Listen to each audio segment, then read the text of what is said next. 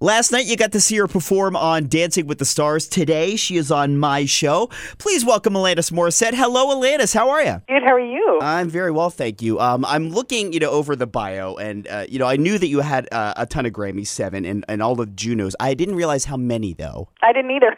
Do you keep track, or do you just give those out as Secret Santa gifts?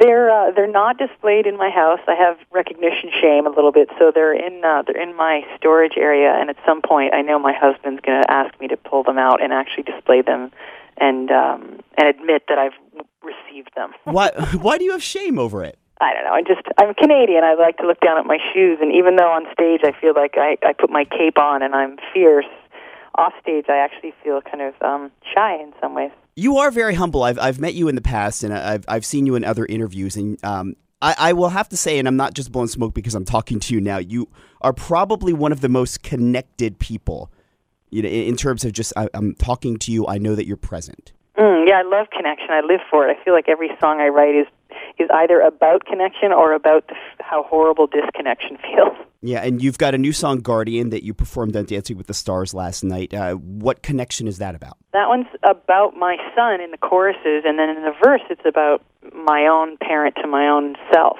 I realized that if I wasn't taking care of myself, that I wouldn't have the energy to give to my son and my family and all the people that I love, and I had to really anchor that and get that together, or I was going to burn out. How is it being, because you got married almost 2 years ago, you have a son that's about a year and a half. How has that changed your career, your process of putting together an album?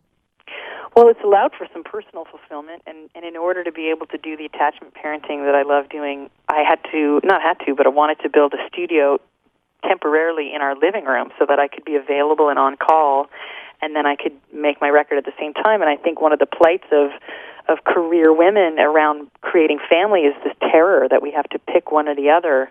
And I was determined to show myself that I could do both. And yes, I'm exhausted, and yes, coffee is my new best friend, but doing both is possible. Now, you put the studio right in the middle of your living room. How do you watch Keeping Up with the Kardashians? You just look through the console and the guitar. Now, does your son, is he there while you're recording, or is he kind of out of the way just because it's a distraction? He's around, so if I'm needed, the door will knock or he'll just be in the room. When I'm writing, I usually have to be super contained and quiet, but the writing process itself can take, 25, 30 minutes to write a song. So as long as there's some fits and starts of complete isolation, then that door is pretty open. Wait, did you just say it takes 20 to 30 minutes to write a song? Yeah. Is it really that quick? It is.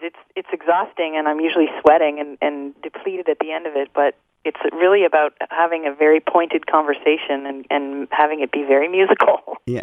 Do you, from talking to other musician friends, is it that quick for them as well, do you think?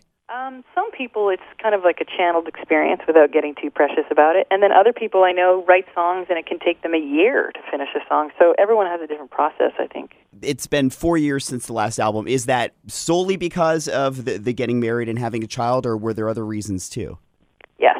I think, had I not done that, which is not even a consideration, the record would have come earlier, but I had a whole other personal fulfillment to tend to, and I really was ready to start a family and really love the idea of marriage and how it can grow both people up and just be this really amazing journey. So I was ready for it, and I really had to prioritize it in order to make it happen, because I was the kind of person that if I just stayed focused on my career, I would wake up and be 93 years old and still single, As a married woman now and as a mom, what are the most surprising things you've noticed about getting married, about becoming a mom?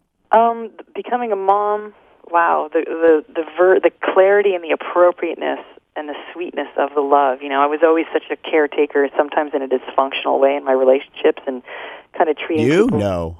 Nah, never. Not chronicled. Just, kind of being a mom where I didn't need to be, So it allowed my maternal energy to really focus to a place that was super appropriate, and I couldn't love it more. And what about being a wife? What's the most surprising thing about that? Is just how much it's pulling out parts of myself that were asleep or dead or, discarded for so long, and I just feel like I'm becoming more whole and more of a grown-up, and there's so much healing going on. I think that's what commitment is so juicy for, is that it makes this platform where both people can actually heal some stuff. I think back to 5 years ago, you put out that video of you doing the parody of My Humps by the Black Eyed Peas. Right, yeah. And I feel like you were the first celebrity to kind of sort of do that whole like joking around viral video, and now everyone's doing it. Would you ever do another one of those, and what song would you do? Yeah, no, I love that. I love covering songs and making social commentary through interpretations. So I don't know which ones I would do. I love think that's how you word it. Lyrics out there that deserve a little bit of light shone on them. I think you need to do that Carly Rae Jepsen song, "Call Me Maybe." Okay, I have to hear it first. Oh, okay. She's Canadian too, so you might get along. Yeah, well, if they're Canadian, it's going to be hard to bust their chops. Although they're very good-natured and good-humored. Well, you've been wonderful. Thank you so much for coming on. I know that you're pressed for time, but we're looking forward to the new album. It is Havoc and Bright Lights. It's coming out in August. August what? Probably 28th, maybe earlier. Okay, so look for it and go get the new single Guardian. It's on iTunes now. Thank you, Alanis Morissette. Thank you so much.